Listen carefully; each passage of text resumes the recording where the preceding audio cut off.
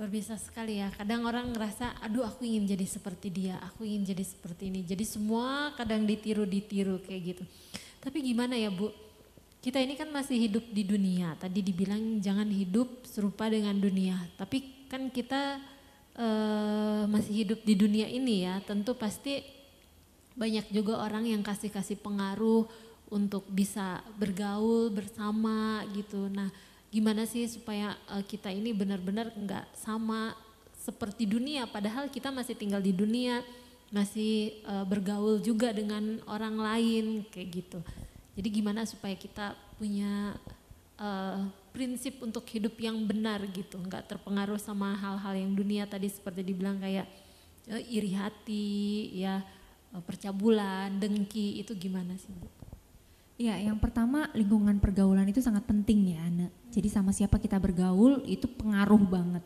Pengaruh banget. Sama siapa kita menghabiskan paling banyak waktu kita itu sangat mempengaruhi pola pikir kita. Kalau hari-hari yang kita baca adalah berita-berita yang negatif. Hari-hari yang bergaul sama kita adalah orang-orang yang suka nyinyir, ya, orang-orang yang suka ngomong-ngomong yang negatif, maka tanpa kita sadari pola pikir kita jadi terbentuk. Karena iman itu kan timbul dari pendengaran gitu ya. Nah, jadi apa yang kita dengar, apa yang kita baca, apa yang kita lihat hari-hari ini, apa yang diterima oleh panca indera kita, itu sebenarnya mempengaruhi pola pikir kita. Dari pola pikir kita pengaruh ke perasaan kita. Dari perasaan kita pengaruh ke tindakan kita. Karena itu penting bagi kita mengontrol apa yang menjadi input kita. Input dari apa yang kita dengar dan dari apa yang kita baca gitu ya. Informasi apa yang masuk ke dalam hidup kita. Karena itu salah satu caranya miliki pergaulan yang benar. Ya, bergaulah dengan orang-orang yang memang mengajarkan atau mempraktekkan prinsip-prinsip kebenaran firman ini. Nah, yang kedua, kitanya sendiri juga harus belajar untuk memberi diri, dilatih dan diajar oleh kebenaran firman.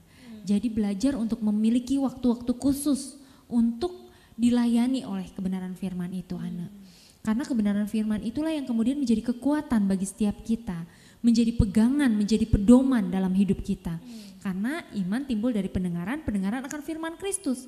Kalau kita tidak mendengarkan firman Kristus, maka iman muncul juga, tapi imannya munculnya bukan sama Kristus, tapi sama yang lain.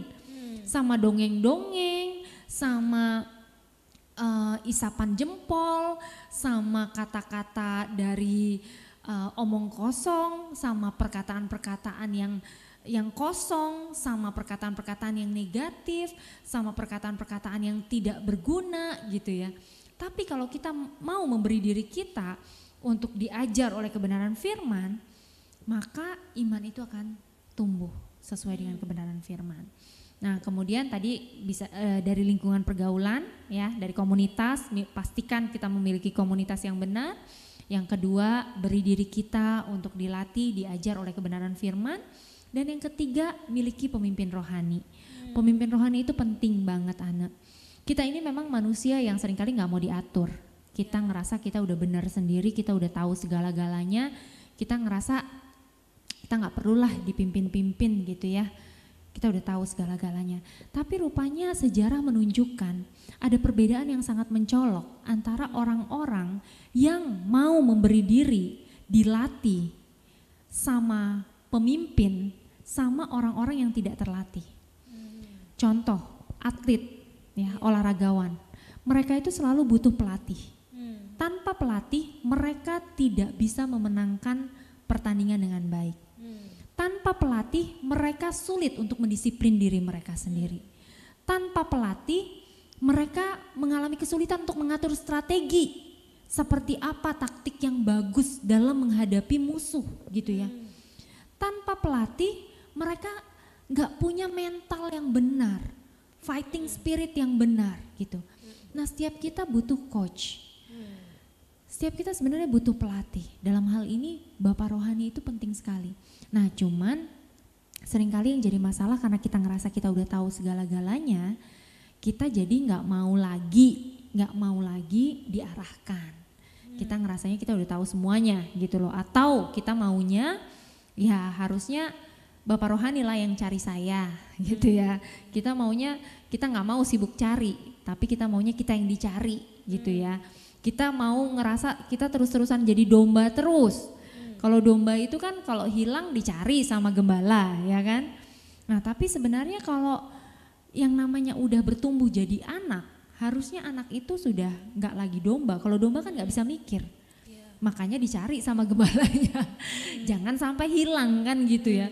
Tapi kalau yang namanya udah anak tuh kan bisa mikir, punya pilihan.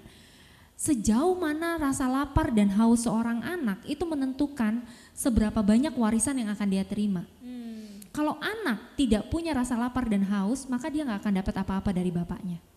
Percuma dia punya bapak rohani, gak akan berguna. Tapi kalau seorang anak rohani mau mengejar warisan, ya warisan rohani, dan bisa jadi warisan jasmani juga gitu ya, bapak rohani bisa juga kasih warisan sebenarnya bisa, tapi tergantung tergantung cara pendekatannya seperti apa. Bapak rohani juga nggak mau lah kalau cuma dimanfaatin, cuman karena ada keinginan jasmani loh. Saya kan bapak rohani kamu, harusnya kamu ketemu sama saya untuk masalah rohani kan gitu kan, yang benernya kan begitu. Tapi sebenarnya kalau udah sampai ada kedekatan gitu ya, ada hubungan, sebenarnya apa sih yang gak diberikan untuk anak-anaknya kan gitu ya. Kebahagiaan seorang bapak rohani adalah ngelihat anak-anak rohaninya itu bisa bertumbuh baik secara jasmani maupun secara rohani, tetapi jangan sampai punya pola pikir yang salah terhadap kebaikan Tuhan. Jangan sampai punya mental yang salah, jadi terus punya mental yang minta-minta dan minta belas kasihan orang. Nah ini juga kan gak boleh gitu ya.